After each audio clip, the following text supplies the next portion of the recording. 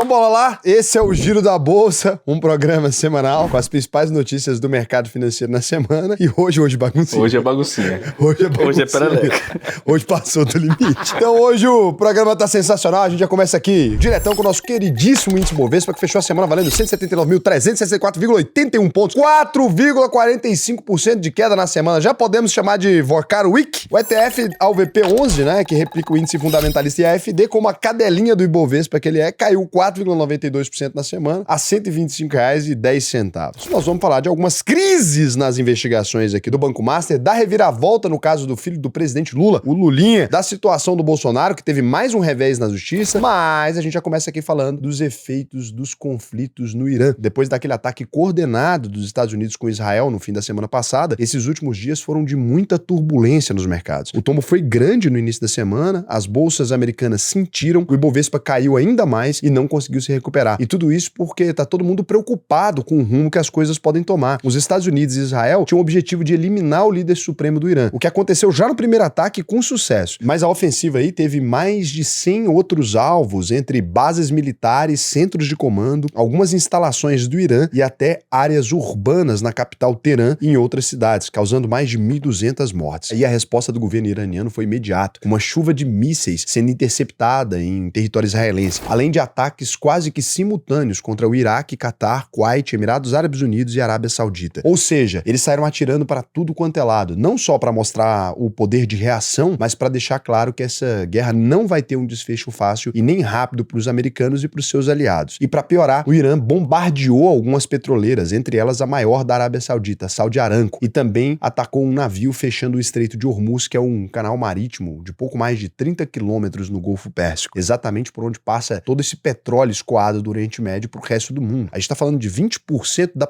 produção mundial, não é isso, Ricardo? É, aproximadamente. 20% da produção mundial é bastante coisa, gente. Depois, o Trump acabou falando que, se for preciso, os Estados Unidos vão escoltar os navios na região para impedir que o estreito fique fechado. Até porque essa é a maior preocupação do planeta, que esse conflito gere aí uma crise energética gigantesca, além de estourar o preço do petróleo e causar uma inflação generalizada nos países que dependem de petróleo não só para fabricar quase tudo que a gente consome, mas também para o transporte das pessoas e das mercadorias, né? Eu duvido bastante que os Estados Unidos consigam fazer esse escoltamento por muito tempo, um processo completamente burocrático ali, né? O mais possível é tentar pacificar a região. Agora, fica muito perto da costa, né? 6 quilômetros aqui da costa, você consegue jogar bomba, consegue fazer tudo quanto é coisa ali. Então, muito difícil. Conquistar o estreito é difícil. É difícil. Ou seja, o pior cenário de todos, né, é que além da guerra em si, a gente também tem uma crise financeira se alastrando pelo mundo, causada por essa queda na oferta de petróleo. Para ter uma ideia disso, só nessa semana o preço do barril explodiu de 73 para 93 dólares, é quase 30% de alta, coisa que o mundo não via há muito tempo. Enquanto isso, a situação continua muito indefinida, porque ao longo dessa semana teve novos ataques nos dois lados, ameaças pesadas do chanceler do Irã, mesmo depois de sair uma notícia falando que eles estariam tentando negociar com a CIA por baixo dos panos. E lá nos Estados Unidos, o Trump está recebendo um forte apoio tanto da Câmara quanto do Senado. Ele está falando que vai lutar pelo tempo que for preciso, que o pior ainda está por vir e que é tarde demais para tentar negociar. Inclusive pedindo que os americanos saiam do Oriente Médio por causa do risco de segurança de toda a região, tá? Líbano, Egito, mesmo países que não estão diretamente ligados ao confronto. O Trump também está buscando apoio dos europeus, que estão tentando colocar panos quentes aí e ainda defendendo uma saída diplomática, como se fosse possível, né? Depois de tanto de bomba. Inclusive com o presidente francês, o Emmanuel Macron, falando que não vai se envolver na guerra, mas ao mesmo tempo mandando um porta-aviões nuclear para o Mediterrâneo. Ele também ganhou as manchetes nessa semana cantando o hino nacional do lado de um submarino com bombas nucleares, o que foi visto com preocupação pela comunidade internacional. Então, assim, é realmente uma demonstração bélica ali. É assim, ó se eu quisesse. E outra coisa que vem causando preocupação aí é como a Rússia e principalmente a China estão lidando com isso. Porque os dois países condenaram os ataques, e é bom lembrar que a China é um grande parceiro estratégico do Irã, até porque o Irã faz parte do BRICS, tá? Pensando só na geopolítica, mas é também um parceiro comercial muito forte. Quase 80% do petróleo do Irã é vendido para a China, que também tem muito interesse no próprio território deles, porque é ali que passa boa parte dos produtos chineses que são mandados para a Europa, numa espécie de redesenho da antiga Rota da Seda, que hoje, mais do que nunca, é importantíssimo para fazer toda essa mercadoria atravessar o Oriente Médio. E a gente tem um problema mais grave que isso. Se essa área está bloqueada, a China fica sem saída para o Ocidente. Ela não consegue fazer reuniões, ela não consegue fazer nada ali no Ocidente, né? Porque ela está isolada na Ásia Ásia ali no Pacífico. Então é meio complicado para a China que essa região toda fique sem voos ali, né? E é por esse e outros motivos aí que muita gente acredita que o maior alvo dos Estados Unidos nem seja o Irã, mas a própria China, porque pode ser uma tentativa de estrangular o avanço deles no comércio global, né? Primeiro Venezuela, agora o Irã. E o problema pra gente é que, além de sair em defesa do Irã, a China acabou colocando o Brasil no meio dessa crise, porque o Lula também tinha condenado os ataques dos Estados Unidos, criticou a ONU por não fazer nada, e agora a situação ficou ainda pior, porque os americanos soltaram um relatório acusando a China de manter instalações militares secretas aqui no Brasil. Ah, mas os Estados Unidos também têm instalações militares secretas aqui no Brasil. Quem é que não tem instalações secretas aqui no Brasil, gente? Foi preso até espião russo outro dia aqui, que era casado com uma brasileira. Todo mundo tem. Isso aqui é a casa da mãe Joana. Quem vai agora querer moralizar isso aqui? Também tá errado isso aí dos Estados Unidos querer moralizar isso aqui. Eu mesmo, se quiser instalar alguma coisa secreta aqui na UVP, tá convidado, dependendo do aluguel, né? Se pagar bem. Deve pagar bem. Se quiser instalar qualquer coisa secreta aqui, eu prometo que não conto pra ninguém, né? Talvez já até tenha essa instalação aqui, eu tô fingindo de bobo. Não tem. Não, é porque a gente tem duas sedes, né? Tem um dos Estados Unidos e outro da China. Com instalações secretas. E a gente vai fazer uma da Rússia também, para não ter treta com ninguém. Uma da França, porque agora que eles mostrou esses submarinos ali, então é basicamente isso. E só não vai ter da Coreia do Norte, que aí já não vai ter do Irã, porque eu acho perigoso. Acho meio complicado. Então, ninguém sabe ainda se isso vai ter algum efeito prático, mas o governo tá tentando passar a imagem que tá tudo bem por aqui. O ministro da Fazenda, o Fernando Andrade, chegou a dizer que o conflito no Irã vai determinar muita coisa, mas que a economia brasileira tá muito bem, obrigado. Mas apesar desse otimismo todo, a guerra pode acabar prejudicando o Brasil no curto prazo, porque o dólar já voltou a subir e é isso que geralmente acontece em momentos como esse. Os investidores já querem se proteger, saem um pouco dos emergentes e voltam a comprar dólar e títulos públicos americanos. Inclusive na UVP, se você quiser, a gente está listando agora renda fixa americana. Então você consegue investir até em bonds de empresas brasileiras, só que marcada em dólar, ou seja, pagando em dólar. Imagina, você pega ali, empresta dinheiro para Petrobras, você tem a segurança da Petrobras, a rentabilidade da Petrobras, só que em dólar. Pode também investir em bonds americanos, de empresas americanas. A gente está com tudo essa oferta lá para os nossos alunos. Você pode clicar aqui e assistir, inclusive, o nosso módulo aí, né, internacional, onde eu vou explicar sobre esses bonds. Vai ter aula nova de renda fixa liberada, porque agora a gente liberou títulos pra caramba. Era super difícil, você tinha que investir por meio de ETF, etc. Agora não. Agora como fosse caixinha, só que rendendo em dólar. Rende menos que a brasileira, né? Porque no Brasil a gente tem uma taxa de juros muito alta, mas tem coisa lá oferecendo 9% dolarizado. Loucura. O que a gente viu aqui, né? A Bolsa Brasileira caindo forte, os índices americanos se recuperando depois daquele primeiro baque no início da semana, e o problema é que além da alta do dólar pressionar a inflação, a disparada do petróleo também causa esse efeito de aumento geral dos preços. E a gente ainda tem um terceiro fator, que é uma situação de quase pleno emprego no Brasil, com mais de 112 mil vagas formais sendo abertas aqui em janeiro, o que é ótimo para os trabalhadores, é claro, né? Mas tem um lado negativo, que é essa pressão sobre o Banco Central, que estava prontinho para começar a derrubar os juros, e agora vai ter que repensar se é realmente saudável mexer na Selic. Ninguém sabe ao certo como vai ser a próxima reunião do Copom na semana que vem. O fato é que juro alto continua penalizando o setor produtivo. Agora, com a indústria, teve o 10º mês seguido de retração agora em fevereiro. E o PIB, que é a soma de toda a riqueza do Brasil, subiu quase nada no quarto trimestre, crescendo só 2,3% em 2025 inteiro. Enquanto isso, o governo continua se mexendo para aprovar algumas medidas que afetam a economia, mas que tem muito mais apelo político, como o fim da escala 6x1, que está movimentando o Congresso lá em Brasília, junto com outros grandes projetos de repercussão aí, né, na imprensa. Uma PEC da Segurança Pública, que foi aprovada na Câmara e dá um tratamento mais rígido para as milícias e facções criminosas, mas sem a redução da maioridade penal para 16 anos. Continua aí em 18 anos. Você que está com 16 anos pode roubar à vontade, não pode matar, pode ficar à vontade. A gente não incentiva esse tipo de comportamento. Não, incentivar não, mas a legislação incentiva. E outro caso que tá dando o que falar aí é essa possível relação do filho do Lula. O Lulinha, quantos anos que ele tem para ser chamado de Lulinha? Acho que já é Lulão, né? Mas você acha que nome diminutivo pra gente mais velha ficar falando ou chamando assim é um problema? Eu acho. Eu, por exemplo, eu gosto de chamar o Xandão de Xandão, com todo respeito. Olha, a idade do Lulinha é bem sugestiva, 51. Então, o Lulinha aí tá sendo acusado de ter uma relação com o principal operador das fraudes do INSS. Careca do INSS. O Brasil é foda, velho.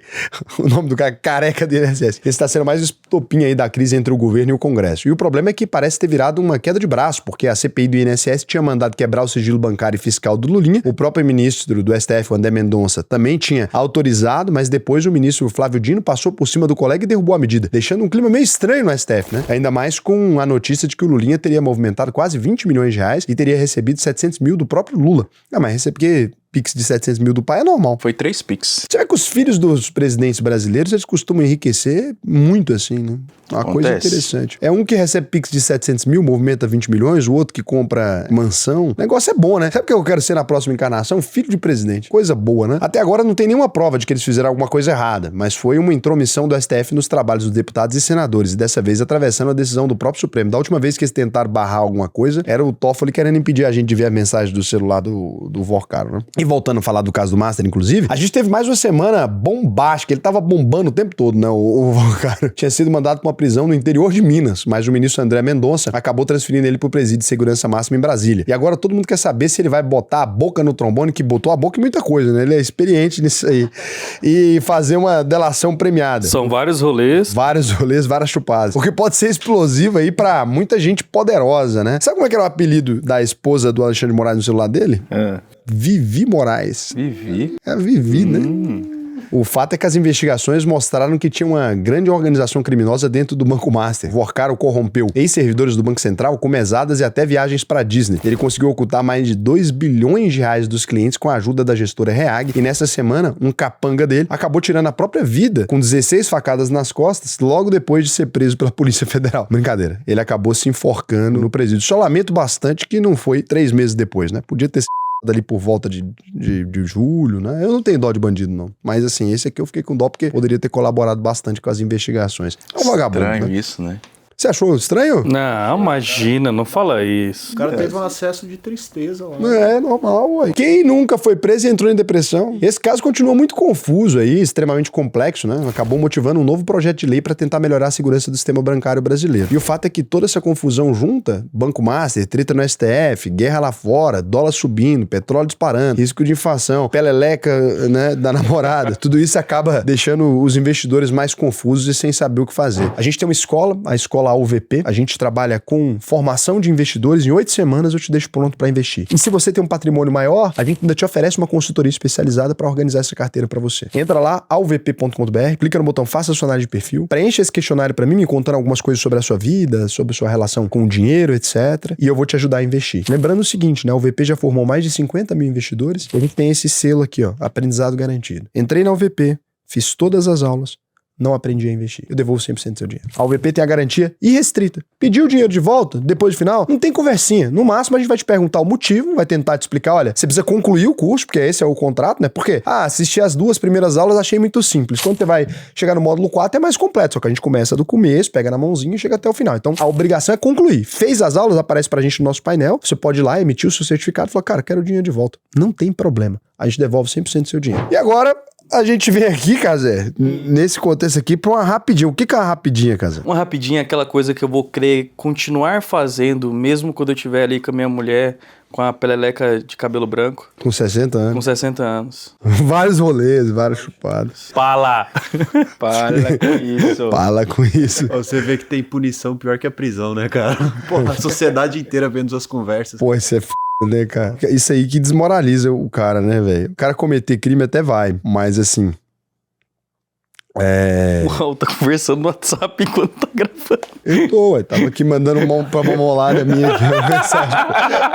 Tá rapidinho, nada disso, não. Notícia que não é relevante ao ponto de ganhar um destaque, nem irrelevante ao ponto de ficar fora do programa, né? A Petrobras reverteu o prejuízo e tem lucro de 15,6 bilhões no quarto trimestre de 2025. Grande O Conselho da Petrobras. estatal também aprovou aí 8 bilhões em proventos numa semana marcada pela forte volatilidade por causa dos efeitos da guerra no Irã sobre o preço do barril de petróleo. Estatal é uma coisa bem administrada, né? Começou uma guerra, estoura um negócio, você não sabe o que vai acontecer. Já sei, distribui 8 bilhões de proventos. Na dúvida, faria pouca meu pirão primeiro, né? 3,24% de alta na semana, R$42,01. Vocês acham estranho isso, não? Nós estourou uma guerra, temos incerteza quanto ao futuro. Pô, bota 8 bi de Zerar o dividendo. caixa. Vamos zerar o caixa nessa p***, que vai ficar bom. Que loucura, cara. E a Receita Federal vai anunciar aí no dia 16 de março as novas regras para declaração do imposto de renda desse ano. O prazo para fazer a declaração vai se estender até o dia 29 de maio, sendo obrigatória para quem teve rendimentos acima de 33.800 em 2025. Eu tô igual o Vorcaro, não tive não. Gastei tudo no cartão do Master. O acordo comercial do Mercosul com a União Europeia foi aprovado pelo Senado em regime de urgência e seguiu para promulgação pelo presidente Lula. A expectativa do governo aí é que esse acordo entre em vigor até o fim de maio. As vendas globais da BYD, Beyond Your Dream, né,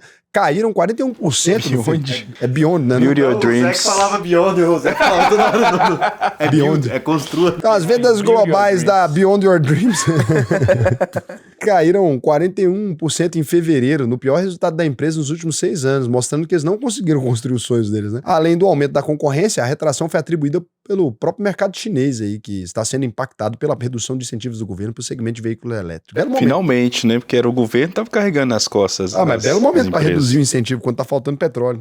Muito bom, Salva de palma parabéns. pro profissional. E o presidente Donald J. Trump indicou oficialmente o nome de Kevin Warsh para a presidência do Banco Central do Fed. Ele deve substituir aí o atual presidente Jerome Powell, desafeto do Trump, que encerra o mandato de 4 anos no dia 15 de maio. E o Bolsonaro teve mais um revés no STF, que negou a prisão domiciliar para o ex-presidente condenado a 27 anos de prisão pelo, abre aspas, trama golpista. Fecha aspas. A defesa tentava mudar o regime aí, alegando múltiplas comorbidades, né? Depois de o Bolsonaro receber 144 atendimentos médicos nos primeiros 39 dias em que esteve preso na Papudim, em Brasília. O homem tá doente mesmo, hein? Melhoras aí pro Bolsonaro. Mais de 3 por dia. Tá com mais comorbidade que o Vorcado tem de mulher. E agora a gente vem aqui com uma notícia realmente relevante. A justiça determinou a prisão do goleiro Bruno por descumprimento da condicional, por ele ter viajado pro Acre sem autorização. O que ele queria no Acre? E lá nos Estados Unidos, o presidente Trump recebeu o jogador Lionel Messi na Casa Branca e fez a pergunta mais importante da semana. Afinal, Messi, você é ou não melhor que o Pelé? E respondeu o quê? Ele perguntou pra galera que tava lá se o Messi era melhor que o Pelé e todo mundo respondeu em coro: